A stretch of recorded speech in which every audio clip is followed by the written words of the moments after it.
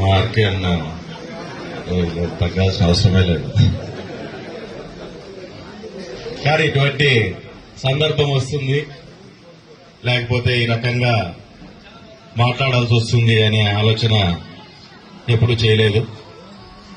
కానీ ఏం జరిగినా ధర్మవరం మంచి కోసం, ధర్మవరంలో టీడీపీని నమ్ముకొని ముందుకొచ్చిన కార్యకర్తలు నాయకుల కోసం ఎటువంటి త్యాగాలకైనా సిద్ధమని చెప్పి గతంలో చాలాసార్లు మేము కూడా స్టేజ్లెక్కి బ్రహ్మాండంగా మాట్లాడడం జరిగింది. కానీ ఈరోజు మన ధర్మవరం కోసం, మన కార్యకర్తల కోసం, మన నాయకుల కోసం ఓ చిన్న త్యాగం చేయాల్సి వచ్చి దానికైనా సిద్ధమై మన వాళ్ళు బాగుపడతారంటే దానికి కూడా సిద్ధమై ముందుకు రావాలి. దీన్ని నా దురదృష్టంగా కాకుండా అదృష్టంగానే నేను భావిస్తున్నాను. ఎందుకంటే ధర్మవరం వాస్తవంగా నన్ను చాలా మార్చింది. ఈరోజు మీరు చూస్తాండే శ్రీరామ్ అనేవాడు 5 ఏళ్ల కిందట ఉన్న శ్రీరామ్ కాదు. ధర్మవరంలోకి వచ్చినాక ధర్మవరంలో మీ అందరితో, ఇక్కడ ఉన్న వారందరితో పరిచయాలయ్యి మీ అందరితో కలిసి నేను ముందుకు పోయే కొద్దీ మీ దగ్గర నుంచి, ఈ ప్రాంతం నుంచి కూడా చాలా నేర్చుకునే అవకాశం వచ్చింది. మామూలుగా ఎట్లా చెప్తారంటే, ఏ వ్యక్తి అయినా పుట్టిన తర్వాత మొట్టమొదటి గురువు తల్లి, తర్వాత తండ్రి, ఆ తర్వాత స్కూల్లోకి పోతే టీచర్ ఉంటాడు. నాకు ధర్మవరం అనేది 4వ గురువు అయింది. జీవితంలో ఏ రకంగా ముందుకు రావాలి, ఇక్కడ ఉన్న వాళ్ళంతా కూడా అదే రకంగా, అంటే ఇక్కడ ఉన్న వాళ్ళు చాలా మంది నన్ను, అంటే నేను చాలా మంది కంటే చిన్నవాడిని అయి ఉంటాను.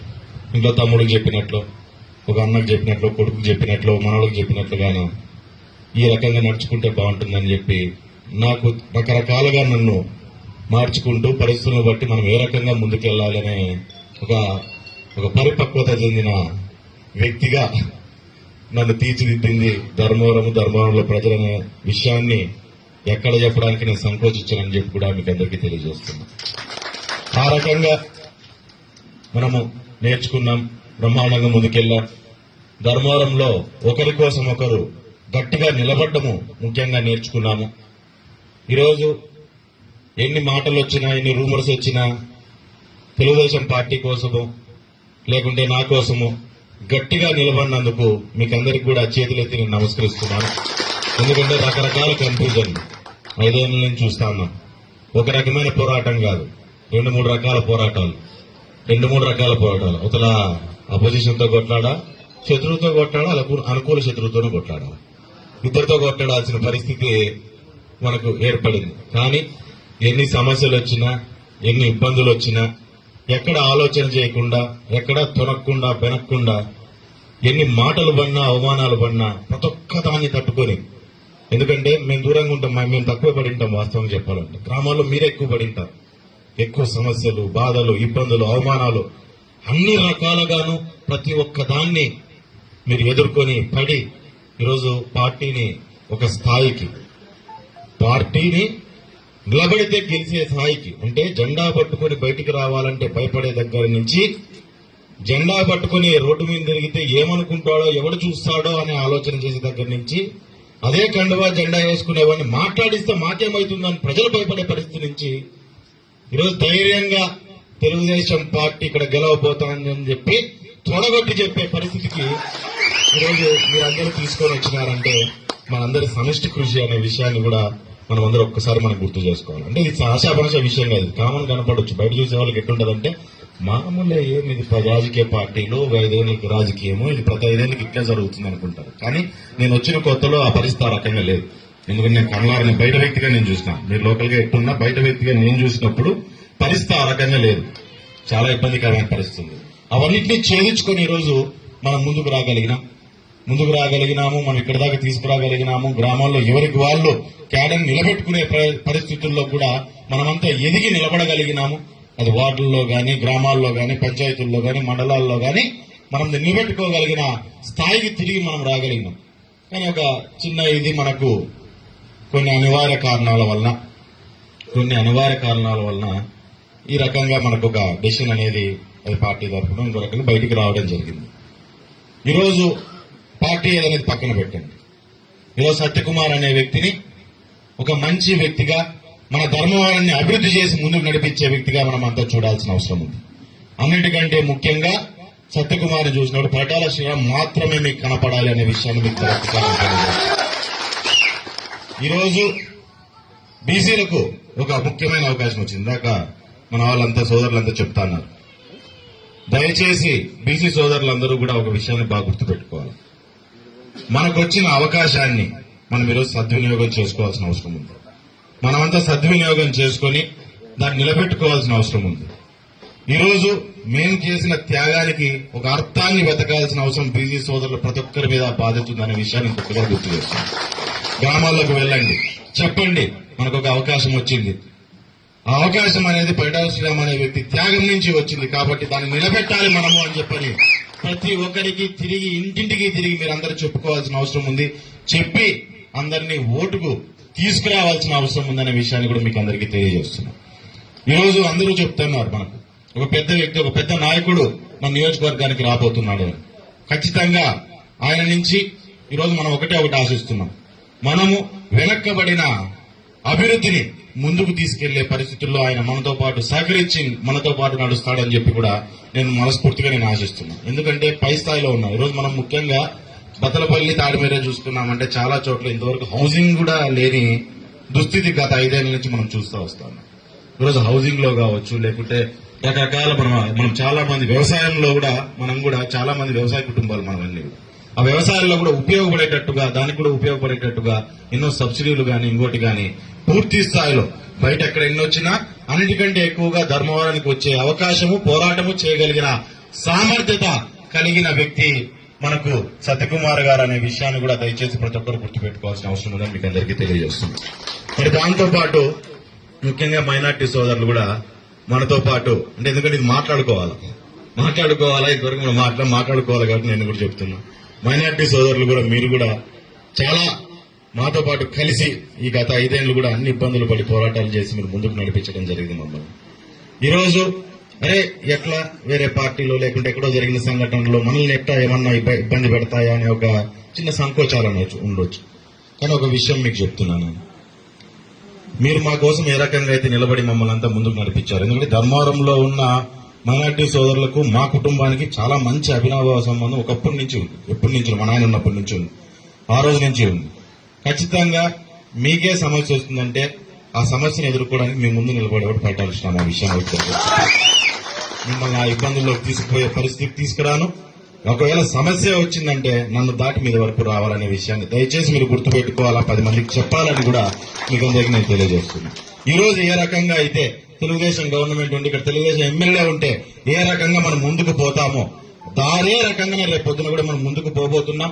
దాంతో పాటు గత 5 ఏళ్లు మీరు పడిన సమస్యలు, కష్టాలు, ఇబ్బందులు ప్రతి ఒక్కదాన్ని కండ్లారా చూసిన వ్యక్తిగా నెక్స్ట్ 5 ఏళ్లు ధర్మవరంలో నిలబడుకుని ఆ ప్రతి సమస్యని తీరుస్తానని చెప్పి కూడా మీకు అందరికీ నేను తెలియజేస్తున్నాను. ఈరోజు వైఎస్ఆర్ కూడా చాలా మంది మాట్లాడుతుంటారు. నెమ్మది బయటకు వచ్చినారు. గత 4 రోజులు గ్యాప్ పడింది కదా, బాగా గ్యాప్ పడింది కానీ బయటకు వస్తున్నారు. బయటకు వచ్చి మాట్లాడుతున్నారు, ఎదురుతున్నారు, లేస్తున్నారు, మళ్ళీ కూర్చున్నారు, పైకి లేబెట్టినారు. కానీ ఒక విషయం వాళ్ళకి బాగా చెప్పండి. మీరంతా తెలిసిన వాళ్ళు ఉంటారు కదా ఊళ్ళో. ఒక విషయం ఏం చెప్పాలంటే మీరంతా అంటే సత్యకుమార్ గారు వెనకల శ్రీరాముని కూడా చూడండి అని చెప్పారు. ఆయన ఒకనే కాదు, ఆ వెనకల శ్రీరాముడు కూడా ఉంటాడు. అతన్ని కూడా మళ్ళీ ఇంకోసారి ఆయన కూడా చూడండి. రేపు పరిస్థితులు ఏ రకంగా ఉంటాయనేది మీరు కూడా జాగ్రత్త. దయచేసి కలిసి రండి, కలుపుకుంటాం. ఎదురుపోయినారా వ్యతిరేకం కొడతానంటే ఢీ కొట్టేకి సిద్ధంగా ఉంటామనే విషయాన్ని ప్రతి ఒక్కరు మీరు అందరూ కూడా చెప్పాలి. ఎందుకంటే ఆ సమస్యలు చూసినాం, ఆ పడిన ఇబ్బందులు చూసినాను నేను. మీరు పడిన ఇబ్బందులు కూడా నేను చూడడం జరిగింది. గ్రామాల్లో ఎంత ఇబ్బందులు పడినారనేది ఒక్కసారిగా ఒక్కలేసి వెళ్ళిపోతే నాకే ఇంకొకరికి తేడా ఉండదు. అది 20 రోజులు 23 రోజుల తర్వాత ఇది 23 రోజులు ముందైతుంది. ఎందుకంటే తేడా ఉండదు. అది జరగకూడదు అనుకున్నాను.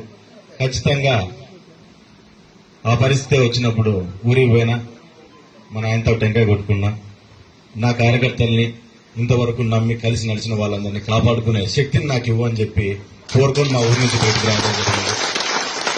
ఈరోజు అందరితో కలిసి ఆ శక్తి ఖచ్చితంగా మనకు ఉంటుంది అనుకుంటున్నాం. ఆ దేవుడే మనకు ఒక మంచి నాయకుడిని మన వరకు తీసుకొని వస్తున్నాడు కాబట్టి ఆ నాయకుడిని మనం మనసులో పెట్టుకొని మనం గట్టిగా పని చేయాలి. ఇప్పుడు పని మనం రెట్టింపు ఉత్సాహంతో మనం కూడా పనిచేయాల్సిన అవసరం ఉంటుంది. ఎందుకంటే సింబల్ వేరే ఉంటుంది కాబట్టి ప్రజల్లోకి మనం తీసుకొని పోవాలా,